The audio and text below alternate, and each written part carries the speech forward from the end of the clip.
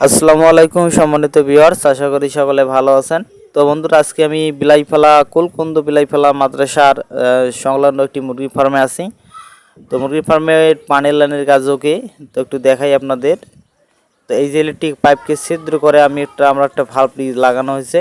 তো এই ভাল্বটাকে লাল বর্ণ দ্বারা চিহ্নিত করা হয়েছে যাতে মুরগি দেখে ঠোক মারার সঙ্গে সঙ্গে বাল্বটি উপরের দিকে যাবে, নিচের দিকে পানি পড়বে, অনায়াসে তারা পানি খেতে পারবে, আসলে চেক ভাল্বের মতো।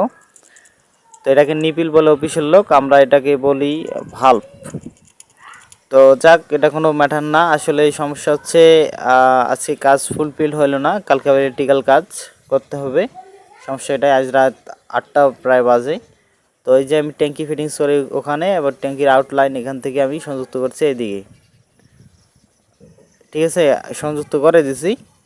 এখন শুধু আপনাদের একটু দেখাই যে কত দূর বিস্তৃত। অনেকটা, আসলে 1000 মুরগি লালন পালনের জন্য এটা এই খাঁচাটা তৈরি করছে। দুইটা শিট, মানে এই দিক দিয়ে একটা, এদিক দিয়ে একটা, দুইটা। আর একদিক দিয়ে 500 থাকবে আর একদিকে 500 থাকবে। আর খাবার রাখার জন্য যে পট আছে, এই পাত্র। আর এখান থেকে যে দরজা, প্রত্যেকটা খাঁচার দরজা আছে একটি করে মুরগির জন্য।